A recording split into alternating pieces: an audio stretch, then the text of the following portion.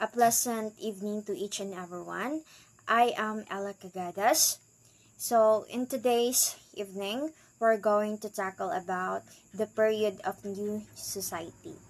So, as we all know, in the period of new society in the Philippines began on September 21, 1972, under the leadership of President Ferdinand Marcos. So, during this time, the government emphasized themes of national progress, discipline, family planning, environmental issues in most writings and publications. So, the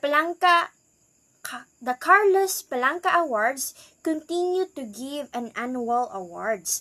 So, during the New Society period in 1972 to 1980 in the Philippines, the Carlos Palanca Awards continued to play a significant role in promoting literary excellence. The awards recognize the outstanding works across various categories including short stories, poetry, plays, encouraging writers to engage with themes relevant to national progress, discipline, and cultural revival. This period saw the introduction of new categories and emphasis on works that aligned with the governmental goals of moral reform and cultural enrichment, fostering a rich literary environment despite the political climate.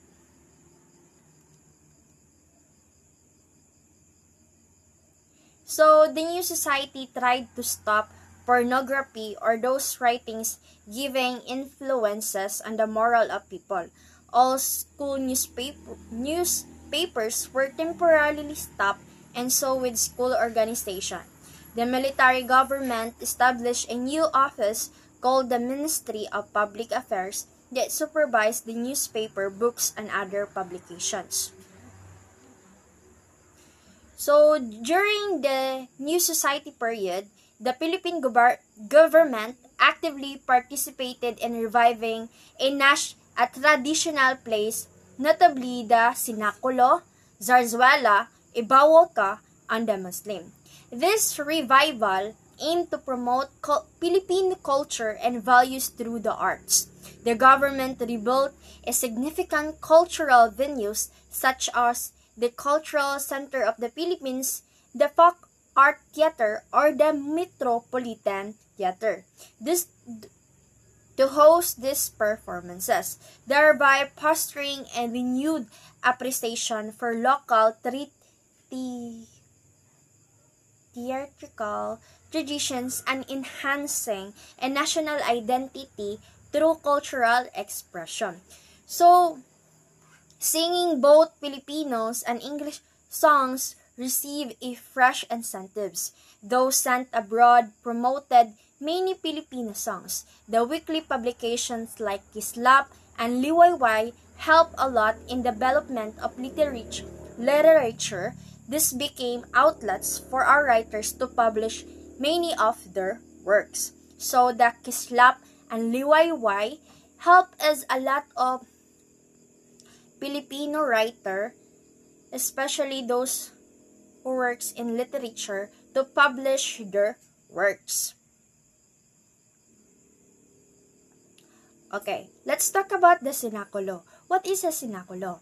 So, a Sinakulo is a tradition, Filipino dramatic performance that reenacts the passion and death of Jesus Christ. It is typically staged during Holy Week and serve as a form of religious devotion. The performance is characterized by its use of octosyllabic verse and with actors portraying biblical figures including Jesus and Virgin Mary. That is a Sinakulo.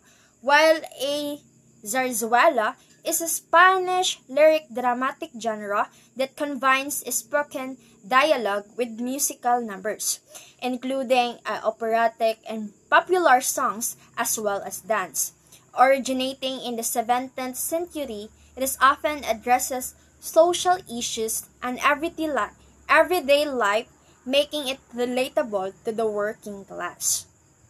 So that is Zarzuela, where the other one is Imbayoka, is a traditional Muslim theatrical performance in the Philippines, often characterized by its vibrant storytelling and significance, cultural significance. It is typically features themes from Islamic history, local folklore, and incorporating music, dance, and elaborate costumes. That is the Imbayoka. Understand? So, let us talk about the Manila Metropolitan Theater. So, the Manila Metropolitan Theater, commonly known as the MIT. It is a historic Art Deco building located in Ermita, Manila. On December 10, 1931, it was designed by architect Juan M. Arellano and served as a premier venue for various performances including plays, concerts, and operas. Next is the Filipino poetry during the period of the New Society. So, themes of most poems deals with patience, regard for native customs, and beauties of nature and surrounding. These who wrote poetry during this period were Ponciano Pineda, Anicato Salvestre, Jose Garcia Revelo, Plemenedo Ramos, Vicente de Masalang, Sir Lopez Francisco, and Pelago Solet Cruz. Many more composers added their bit during this period. Among them were Pridi Aguilar. I know you are all familiar with the Pridi Aguilar, no? Especially with his song Nak. Pridi Aguilar became non-instant success because of the spirit and emotions revealed in the song. There are both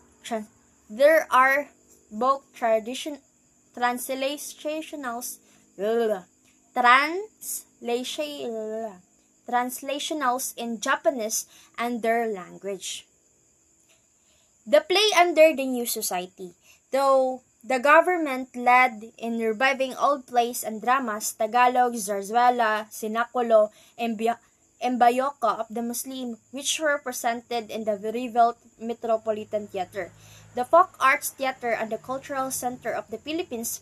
Many schools and organizations also presented varied plays. The Mindanao State University presented a playing singing Embayoka at the Cultural Center of the Philippines. So, may I ask everyone what is gani a cenaculo? So, a cenaculo is a reenacts the passion of and death of the Jesus Christ. And while the zarzuela is the Spanish lyric dramatic genre, while the Embayoka is a traditional Muslim theatrical performance typically features with Islamic history, features local folklore incorporating music, dance, and elaborate costumes. In the 1997, the Tales of Manubo, a new style of ballet opera, was also added to these presentations. Those was performed by Celeste Legazpi, Laz Navarro, Hajela Alejandro Boy Camara, Antone Castelo, Ray Dazon, and Kyo by Alec Reyes. Even the president's daughter of the time participated as a performing artist in the principal role of Santa Juana on Coral, a Diary of Anne Frank.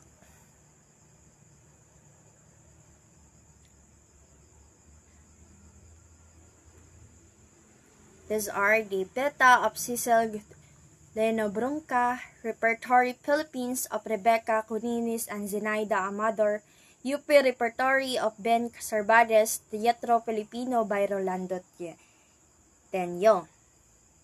So, I want, let's go back with the weekly publications like Kislap and Liwayway. I think I did not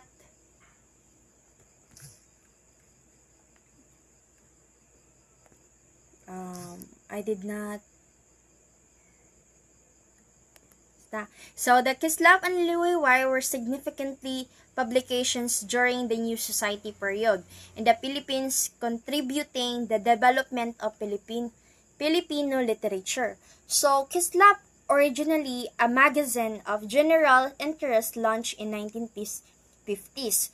Kislap focused on movies, songs, and fiction.